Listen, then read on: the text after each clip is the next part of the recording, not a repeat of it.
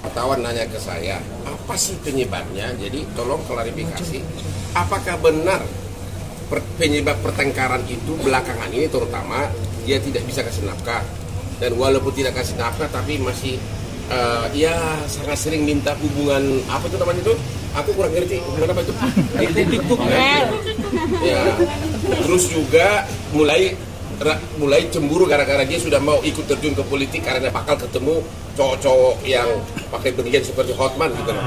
Ya. Apakah itu? Jadi ada rasa cemburu dan juga dalam keadaan kamu stres sudah begitu tapi masih tetap mau dong mah gitu ya.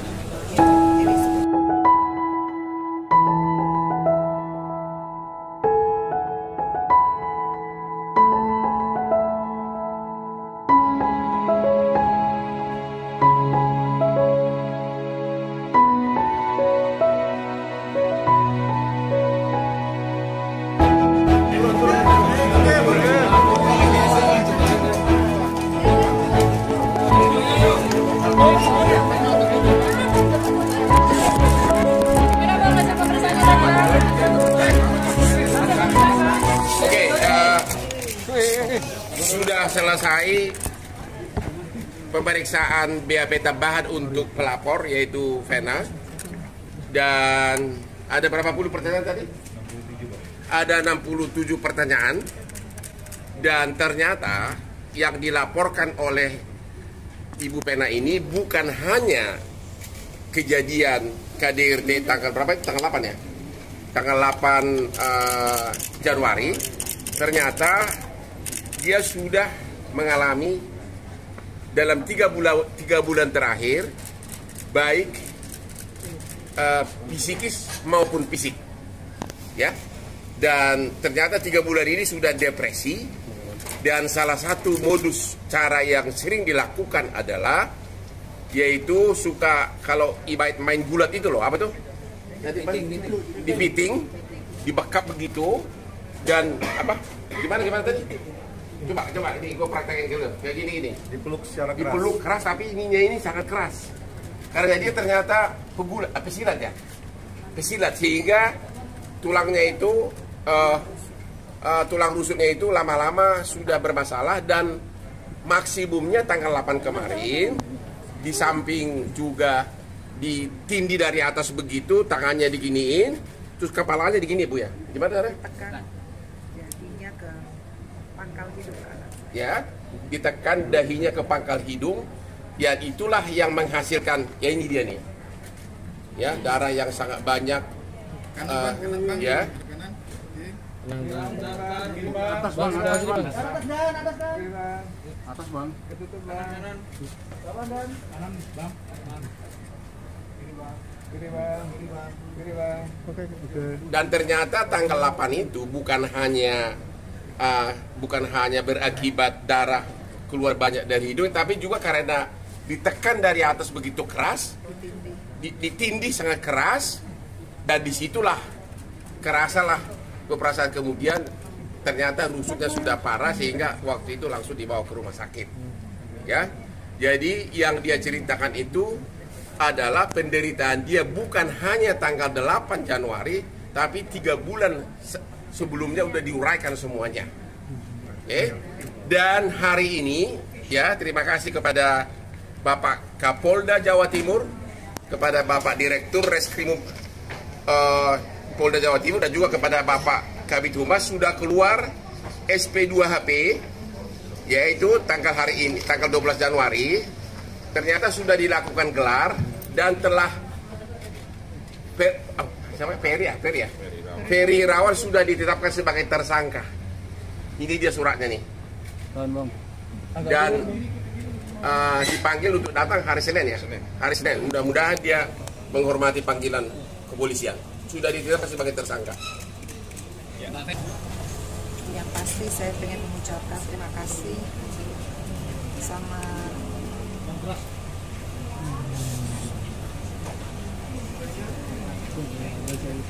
bersama sama Ketua DPP yang pertama kali aku video call.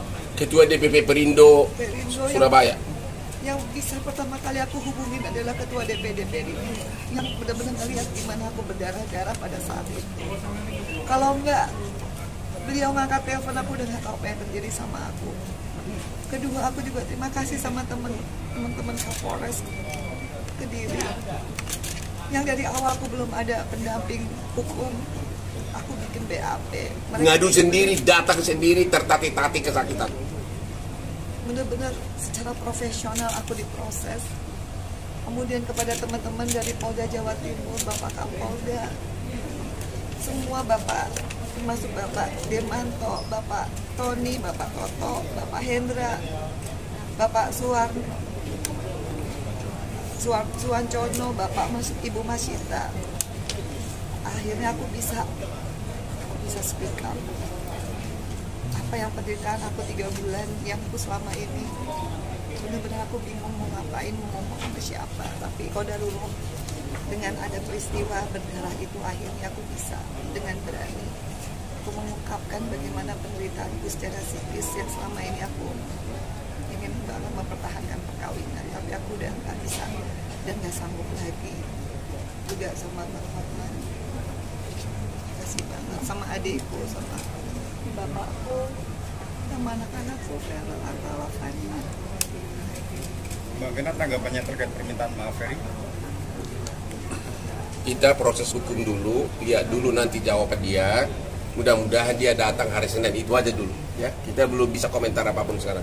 Bang, selain upaya hukum laporan apa Bang? Kenapa? Selain upaya hukum lapor pidana ini apa yang dilakukan? Katanya pernah kamu telepon saya mau gugat cerai, bener nggak? Saya memang merasa ini udah cukup, kekerasan ini udah cukup. Saya cuma pengen fokus sama pekerjaan saya, sama anak-anak saya, dan insya Allah pulang dari Jakarta saya akan mengurus cerai. Wartawan nanya ke saya, apa sih penyebabnya? Jadi tolong klarifikasi, apakah benar penyebab pertengkaran itu belakangan ini terutama dia tidak bisa kasih nafkah, dan walaupun tidak kasih nafkah tapi masih ya sangat sering minta hubungan apa itu namanya itu? Aku kurang ngerti hubungan apa itu? Ya, terus juga mulai cemburu gara-gara dia sudah mau ikut terjun ke politik karena bakal ketemu cowok-cowok yang pakai beginian seperti Hotman gitu loh. Ya, apakah itu? Jadi ada rasa cemburu dan juga dalam keadaan kamu stres sudah begitu tapi masih tetap mau dong mah gitu ya. Ya, jadi sebetulnya 3 bulan terakhir saya memutuskan kembali ke dunia politik. Ya. Dan disitulah pemicu cemburunya berlebihan.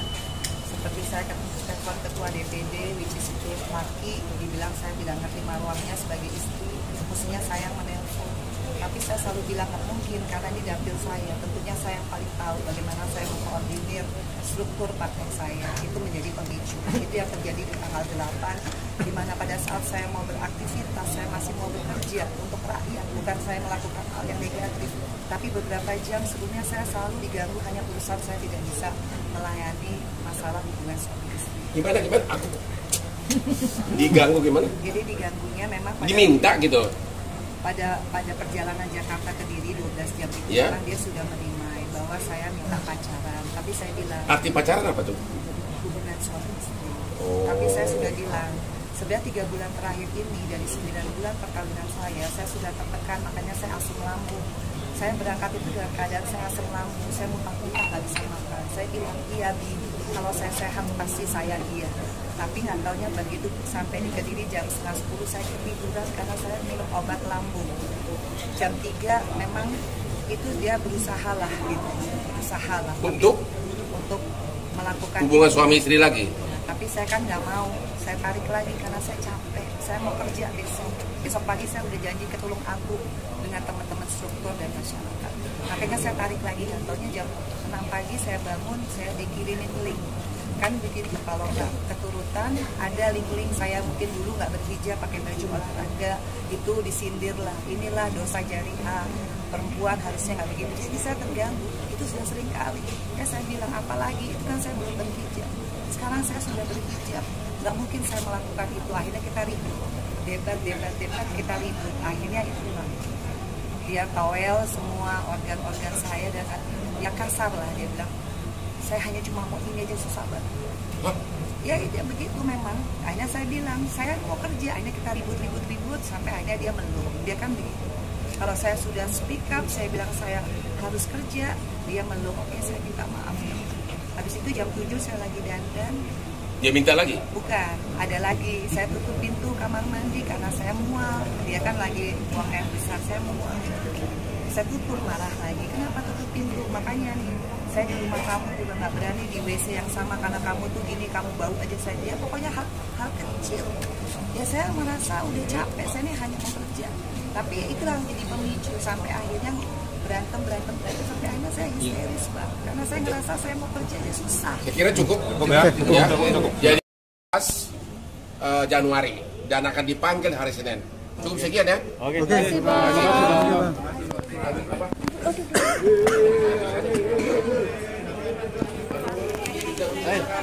Bisa bos sekarang. Hah? Udah bisa. Kasih jalan. Mana yang pegang? Mundur lah, mundur. Ayo. Kasih jalan. Bagaimana kok gitu sih? Ayo kasih jalan. Udah, mundur.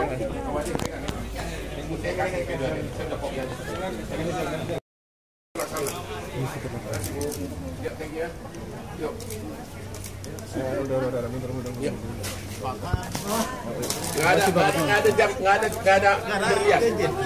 Mau dansa ke Bali. Ini sudah bawa aspek. Di sini makanya.